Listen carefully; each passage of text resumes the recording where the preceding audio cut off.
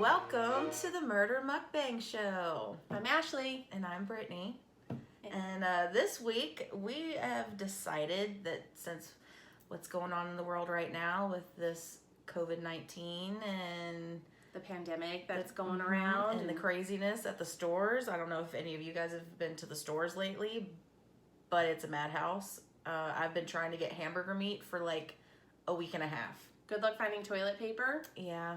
Ashley gave me 6 rolls of toilet paper. I did. Because my husband's wonderful and he stocked us up and got me 42 rolls of toilet paper. So I am that person. That's how friends are. You know, when you need toilet paper to wipe your ass, you just... I'm right there for you. Your friends got you. Yeah. So what are we talking about this week? So we're going to talk about Typhoid Mary this week. And I don't know if you guys are familiar with this, but it's a pretty old... true. I don't even think it's true crime, honestly. This is again something that Brittany and I may disagree on because it's unknown whether or not Mary was doing this on purpose or if it was just an incidental thing. So we are eating beef stew that I made, and Brittany brought the ice cream, and we're having peach ice cream because that was Mary Mallon's basically signature dish. Yeah. That caused the typhoid fever. With everything that's going on kind of in the world right now, Brittany and I are a bit distracted this week. Yeah. It's been rough, especially like at work and everything. A lot of tension has been going on. And it's just been very unnerving and causing a lot of anxiety with the both of us. You know, today I've been completely distracted. I feel bad for my kids because, you know, I paid hardly any attention to them while they ran around the house and destroyed everything. And if you hear any noises or the camera shakes, it's my cat, Pretzel, again. She's being ridiculous. She's crazy, you guys. So bear with us. We are probably going to have to look at some notes on this, but it is a pretty straightforward case that we're going to talk about. And so, yeah, you ready to get started? Yep, let's get started. Okay. All right. So we're going to talk about Typhoid Mary. Her actual name was Mary Mallon. She was born in September 23rd, 1869 in Northern Ireland. She immigrated to the United States somewhere between 1883 or 1884. The information that we found on it was kind of difficult. Like, I guess they weren't sure what year she had actually come over, how long it took to come over back then. But so when she came over, she lived with her aunt and uncle, and she started finding work for rich and wealthy families as a cook. That was kind of like her thing. That's what she wanted to do. She liked to cook food. So for those of you who don't know what typhoid fever is, it is a bacterial... Nasty. Yeah. It is nasty. Something that I don't want to get. No. It's a bacterial infection due to a specific type of salmonella, which has a very long scientific name, but it's Salmonella typhi. So basically, you don't show any symptoms between 6 and 30 days after being exposed to the bacterium. You'll have a gradual onset of fever. You'll have weakness, abdominal pain, vomiting, mild vomiting, maybe some diarrhea, which is disgusting, and we don't want to talk about that. It's kind of gross. Hey, we all got diarrhea sometimes, man. Oh, a little bit of IBS going on. Yeah. Headaches. You could have experienced hallucinations, like a psychosis kind of state. You would also could develop like a skin rash. So it was kind of serious issue if you got it. So how it grows within your intestines and your blood, and how people become infected is by eating or drinking food or water that has been contaminated with the feces or blood of the person who has it, which really poop hands, you guys. Wash hands. Yo hands. I don't care. This whole freaking COVID thing, like, why weren't people washing their hands to begin Exactly. with? I wash my hands like at least 1,000,000 times a Yeah. day. I feel like my Yeah. skin is going to Yeah. fall off. Yeah, me too. Yeah. Anyways, so that's how it spread, is because people have poor hygiene and they didn't wash their hands after they took a shit. But, you know, we have to say this because, yes, it is poor hygiene, but you have to think of, like, the time era that this was. Yeah, that's true. They didn't have... They didn't have toilet paper. They didn't have toilet paper. We're obviously experiencing that now. Exactly. So, you know, we might have to start going back to the way that they did things, you know, back in these days. In What, the use early... your finger? Use your finger? No. This is just a hand motion. No, not use your fucking finger, man. Come on. No, but they just didn't have the best hygiene back then. They didn't have the same kind of hygienic products that we have now. A lot of places didn't have running water, and that was the areas that were more prone to typhoid fever was the poor, pretty much, that didn't have access to running water to be able to wash their hands on a regular basis. Yeah. So, there are people that are called carriers, which we should all know what a carrier is. Is somebody who has the bacterium in their system but is not affected by it, but they can pass it to other people, which is what Mary Mallon's story is all about. Yeah. So she basically just started working for these rich families, and people started getting sick within like 2 weeks of her employment. So yep. So we're gonna go into her cooking career. In 1900 is when she moved to the New York area that she was in. It was the Mary Mallon. I probably said that wrong. Let me try it again. Merrimack, New York. Just bear with the pronunciation. Sorry, I don't know what that place is, so yeah, I've never heard of it before.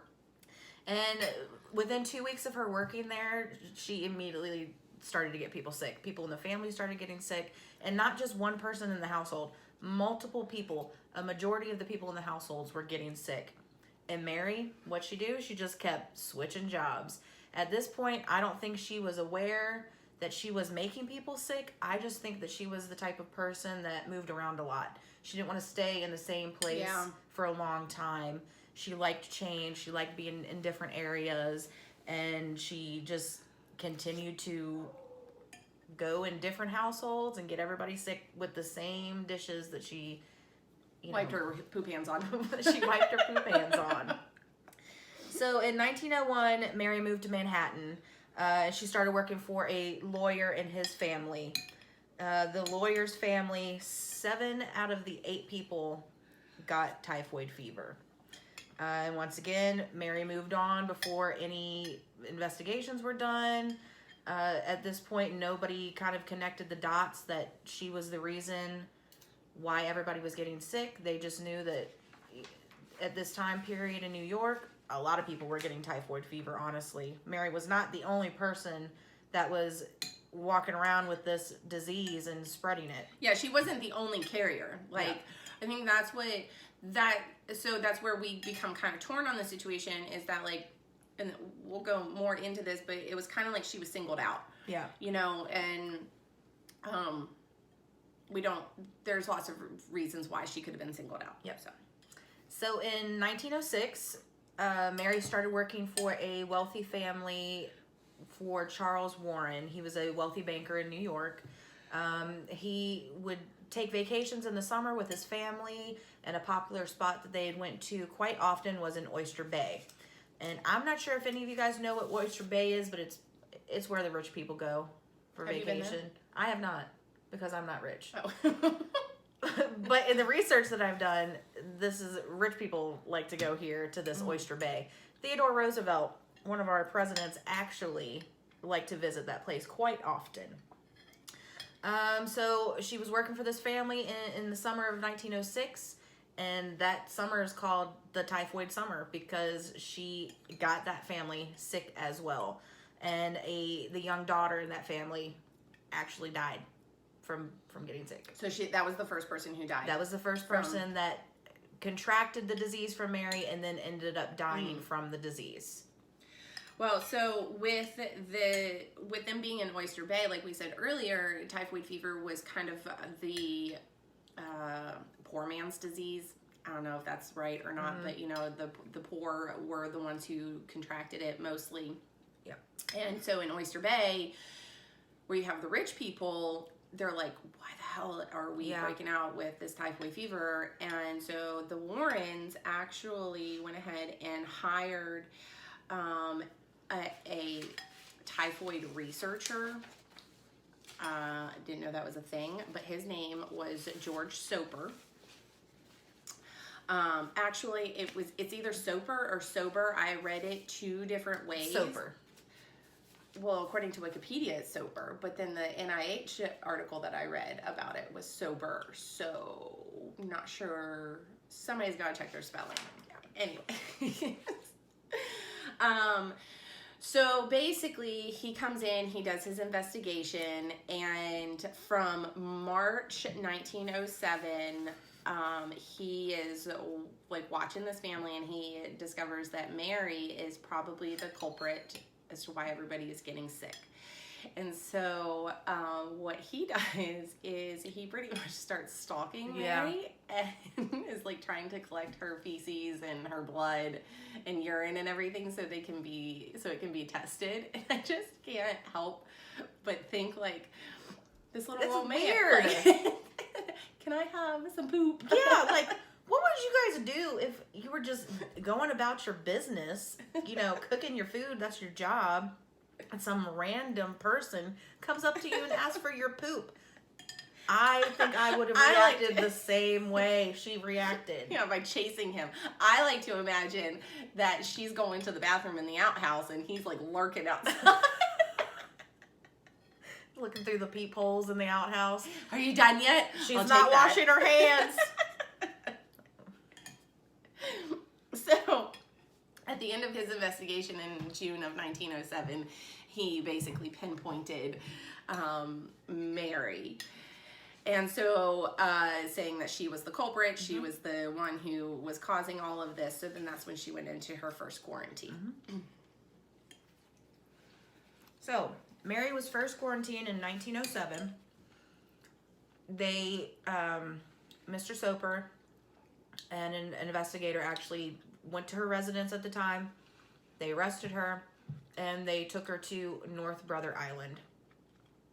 On the way to this island, they had to sit on her to restrain her because Mary was going ape shit, you guys. She was not, she didn't want to go. Like, she didn't think she had done anything wrong. She thought that she was being singled out because of her, you know, immigration status, that because she was an Irish immigrant, and she just felt like she was Being singled out. And she was not having it. So she fought the entire way there. Once Mary got there, they started running all these tests on her. They actually did get the urine and stool samples from her and tested it. And they came back with she had typhoid fever. But Mary did not have any symptoms of typhoid fever. That is why she is the first ever case to be studied of an asymptomatic carrier, because she didn't show any symptoms. She was fine. She went about her daily life with no symptoms at all. So she was like in this quarantine for 2 years, right? 3 years. 3 years. And during that time they collected 163 stool samples and 120 of them tested positive for typhoid. They also, which is disgusting. It is disgusting. They also tried really hard to get Mary to get her gallbladder removed while she was in quarantine, because they had suspected that it was carrying the live virus disease in her gallbladder. Bacteria. It was carrying live bacteria in her gallbladder. She refused the entire time she was there. In 1910 is when the New York health inspector determined that she was a carrier and that she had to be held in isolation. Then, a little bit later, the New York State Commissioner, Eugene Porter, declared that somebody that was a carrier but did not show any symptoms could not be held in quarantine against their will. So they made her promise that she was not ever going to cook for anybody ever again. Mary agreed. they released her from quarantine in 1910. All right, so at the end of Mary's first quarantine, when they made her promise that she would never cook again, I don't think it was really explained to her how serious it was for her to be a carrier. I think she was just so wrapped up in the idea that they were, you know, doing her wrong and they were singling her out that she didn't really take information the way that she should have, and maybe they didn't explain things the way that they should have. But at the end of her quarantine, she promised that she was not going to cook anymore, and she went about her business and was released. So we are now eating ice cream with peaches in it. Peach ice cream. This is what people say actually transferred the typhoid fever that Mary had, because this was one of her specialty dishes. And typhoid can normally be killed off in the cooking process with heat. But with raw peaches, you don't cook that. You just cut them up, put them right in there. And she was touching it with her poop hands, throwing them in the ice cream. See, that's why I think that she was doing it on purpose, because why else would you? I mean, I just find it peach ice cream, like, you have so many other desserts out there that you can make with peaches, you know? And it's not like she was from a place that made peach ice cream a lot. Yeah. Like, That's a southern thing. Maybe it was in Ireland back then. I have no idea. But Northern Ireland? I don't know. Anybody from Ireland who watches this, let us know if peach ice cream is a thing that you guys eat. But I personally think that is kind of weird. Yeah. And she's like, how can I get my poop hands into something that's okay, moving on. So Mary went back to trying to live her life in New York as an Irish immigrant. She actually did laundry for a while. Tried to do laundry. She tried to keep with the rules that they had given her when she was released from quarantine. But it just wasn't working out for Mary, because people that work in laundry just don't make the same amount of money as cooks do, I guess. So she wasn't making the money that she was. She also wasn't killing people with her poop hands. She also wasn't killing people in the laundry room. She was safe there, and other people were safe. But Mary decided that she wanted to go back to cooking for people. And for 5 years, she worked for other families in this New York area and infected members in every single family. So at this point, everybody knew who Mary Mallon was. She had, like, her name had been posted over everything. People were aware of what was happening. So she actually changed, when she wanted to go back into cooking, she actually changed her name to Mary Brown. Poop is brown. I mean, she could have been a little bit more clever with that name. She could have been a little bit more clever, but she wasn't, and she changed her name to Mary Brown. And people still hired her. Like, I guess back then, like, I don't know, like, maybe they didn't have a really good picture of what she looked like. But, I mean, the fact that her name was Mary and she wanted to be a cook. All these rich people were just sitting around and like, man, you got to hire this chef. She makes the best peach ice cream that you've ever had in your life. It might kill you. And guess what? They all got fucking sick from peach ice cream. So, Mr. Soper, the detective that was researching Mary for a long time, he had lost track of her because she had changed her name again and continued to live her secret life cooking with her poop hands. Soper didn't find her again, and until 1915, Mary started another outbreak in New York at the Sloan Hospital for Women in New York City. This was a mental institution, and she was a cook there. 25 people developed typhoid fever while Mary was working there, 2 of which died. So now Mary's death toll is up to a total of 3 people from giving them typhoid fever.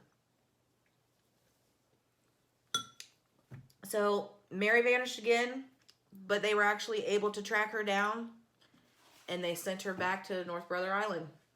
And North Brother Island was built in the late 1800s for people with diseases that could be spread, like typhoid fever and tuberculosis and yellow fever. All those diseases were just in this one little building on this island in New York, and Mary was forced to stay there for almost 3 decades, you guys. It's a long ass time. Yeah.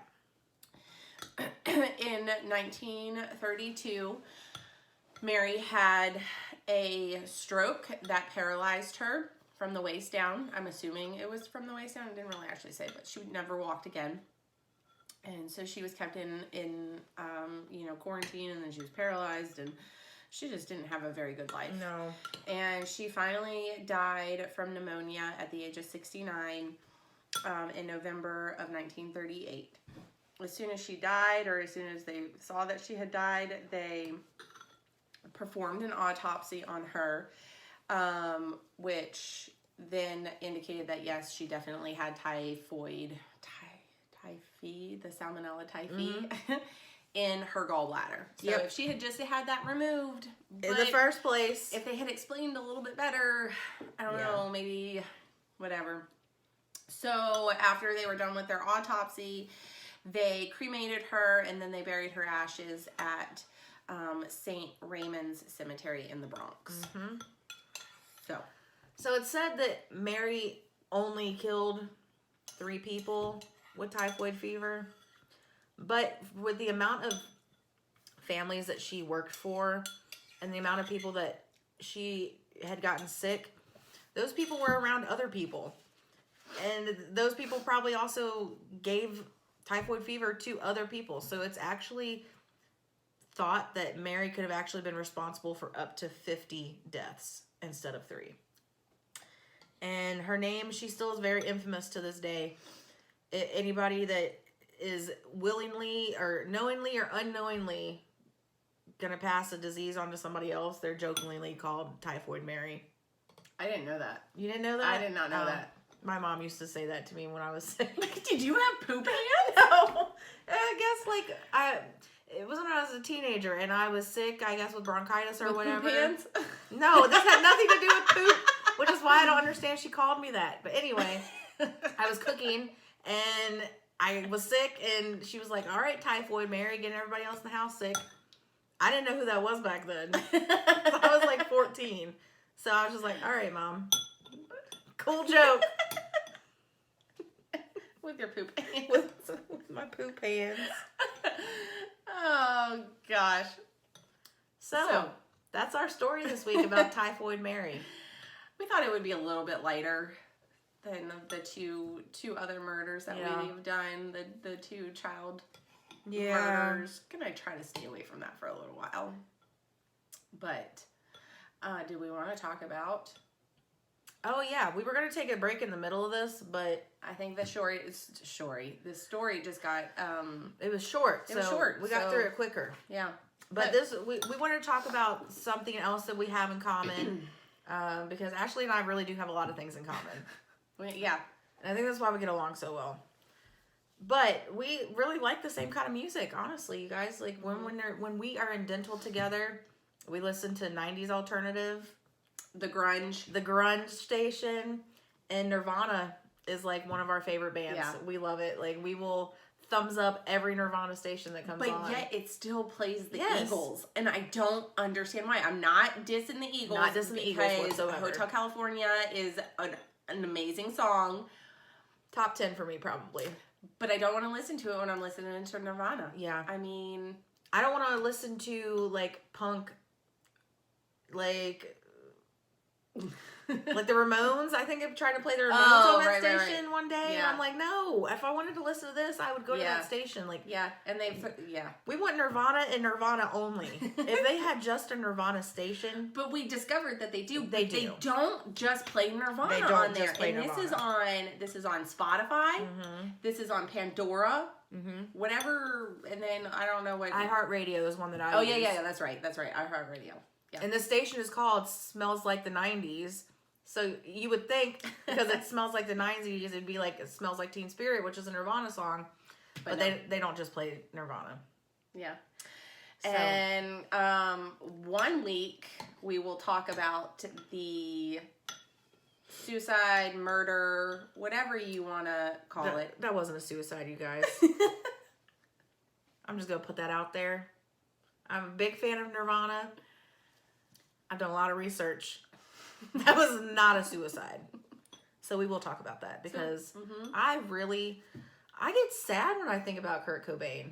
I really do, because I feel like if he was still alive, I know the music would be epic. It would be epic. He would still be making great music. And yeah, but didn't he say that he wanted to just make enough money just so he could buy enough heroin and overdose on it? I mean, that was a running joke with him. But I mean, it's kind of like I don't think that's what he really wanted, though. I think he wanted to raise his daughter, and he loved his daughter. I don't think he would have left her behind.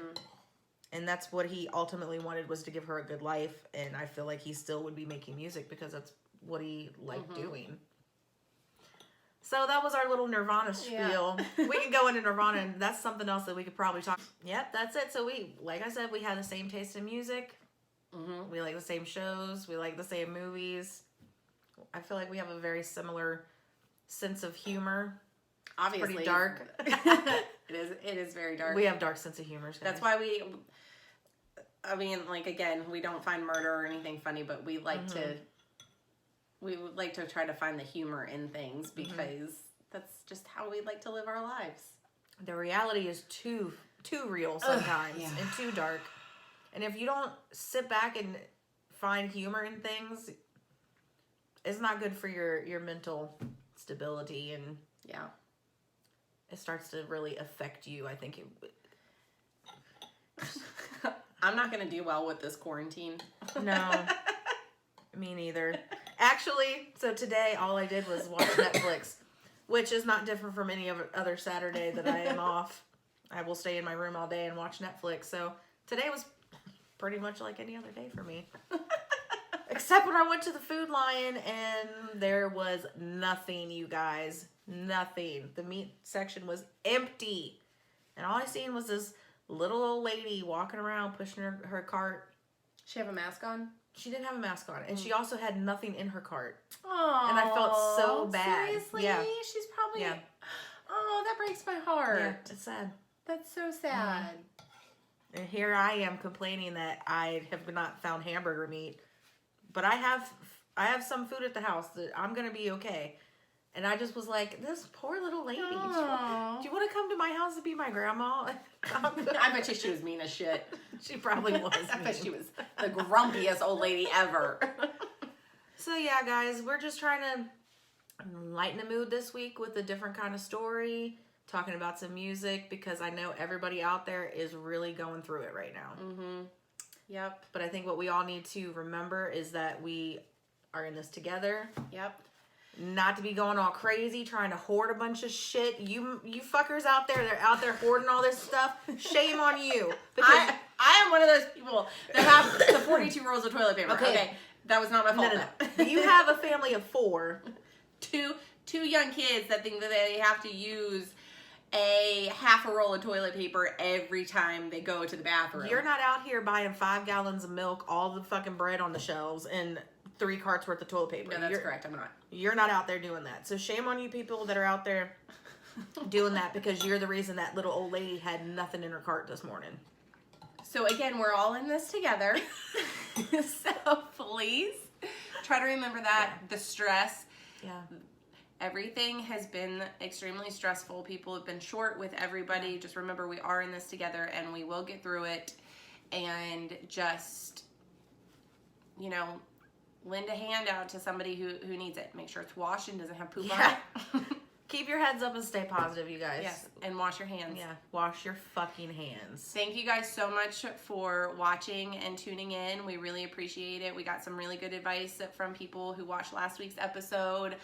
And I promise I'll get better with the editing. It's just so hard and it's so difficult. And I have no help with that, so sorry. Yeah, that's okay. But thank you guys again for showing your support. We really appreciate it. So thank you.